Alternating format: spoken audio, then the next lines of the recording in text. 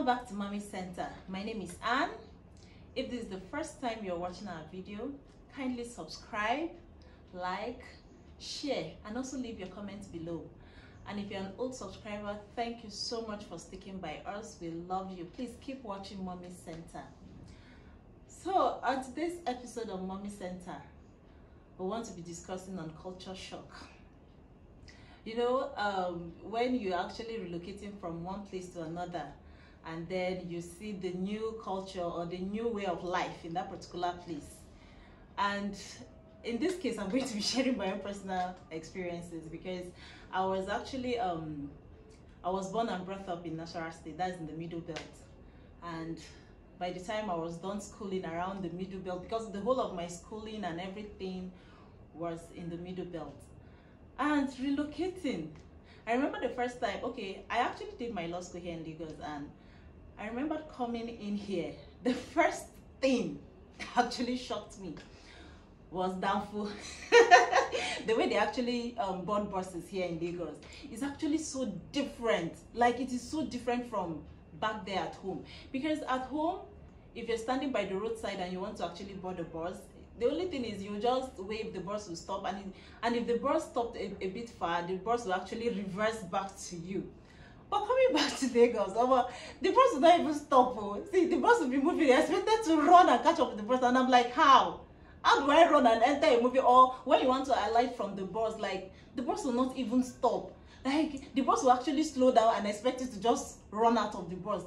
And then, okay, when I got married, I was telling my husband, I'm not going to, at first even, staying in Lagos was an issue. I was telling me, I don't know I'm going to cope in Lagos and all that because my experience in school alone is something that I don't want to continue. But along the line, actually, okay, when I knew that, okay, Lagos is going to be my home base and everything, the next shock, the next culture shock I actually had was when I got married and I moved in with my husband. I was expecting my neighbors to come and welcome the new bride. You know, back then in the Middle Belt in Nasarawa State, like when a man is newly wedded and he actually brings in his bride, the neighbors will come in to welcome her, to make friends with her. In Lagos, there's nothing like that. As in there, I was now expecting, I didn't see anybody. I was thinking maybe my husband was fighting with his own neighbors. I didn't know that that is the way of life here. Like, everybody minds their own business. I say, hey, how am I going to cope? Because over there, like, we are used to, like, you can't just stay in the same building with someone or the same compound with someone and you people are not friends. You cannot actually walk into the person's house and say hello. This time around, he actually brought his new bride though. Nobody came in to say hello. Well, as time goes on, okay, I started adapting little by little until I became pregnant and I started my antenatal. Okay, another shock that I saw was that I saw most pregnant women with pin on their clothes, and I'm like, like, I was actually in a military hospital. I did my antenatal there, and I discovered that out of, let me say 100%, out of 100 women, you see like 80 or 90 using pin, and then I'm like the only one that's not using pin. I kept on wondering, like, what is this pin for on the dress? Like, what's this pin being used for? Until I asked and I heard that that they used to use the pin so that is it, I don't know, it's their belief anyway, and it actually works for them. And I'm like, okay, wow. But I never used for any, because that is their own, that's their own culture, that's their belief. So that even aside, another shock that I actually had was, okay, you know, coming from Nasarawa State to Lagos, you know, back there at home, if you're walking on the road and you're passing anybody, you greet. Isn't it? Hey. And then if you're entering the bus, you're taking a public transport or a keke, like, as you're entering, you will greet everybody. Hey, good afternoon or good morning, and everybody will answer. It was just like a normal way of life. But moving in here, like, you're greeting somebody, the person is even frowning, like, why is she greeting me? Do I say I don't want any greeting from you and all that? And I'm not. I had to actually adapt to that gradually. Now sometimes when I get home, that mentality is still in me, like, hope if I don't want to greet and people will not answer me or people will be frowning at me and all that. And there were so many things like that I saw that were not they were not so normal for someone like me that's actually coming from the Middle Belt. Culture shock that I actually got coming in here was the fact that most times when I call my name, what's your name? I call my name and my son name, and then they'll be like, the son name is something that is so big, and then they'll be asking, what state are you from? And then I say I'm from Nasarawa State, and people will be like, you're from Nasarawa State and you're a Christian. As in, I don't understand. Yes, I'm from Nasarawa State and I am a Christian. And who told you that Nasarawa State people cannot be Christians?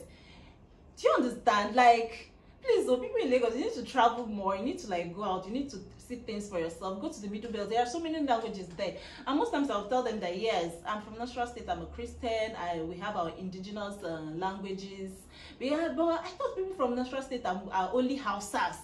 We are not only Hausas. We have our own indigenous languages. Please. So next time, just try and travel so that you know that all these states, like Nasarawa, Kaduna, Benue, we have different indigenous tribes.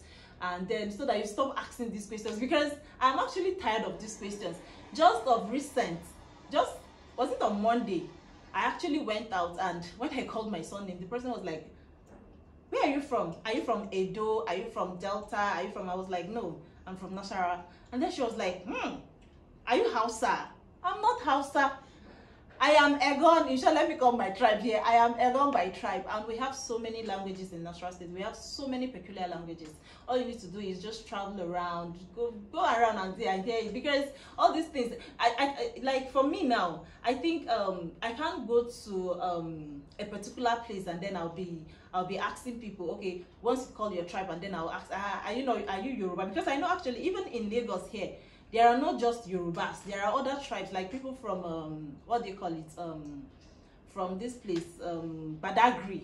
I know they are Ebun or something. But you don't just expect that once you just say I'm from Lagos, then I'll just conclude that you're Yoruba. I know that there are other indigenous languages too. So that is how it is for me. So please kindly share your own comments below, how your relocation or moving from one place to another, how you experience culture shock, and then let's discuss it on the comment section.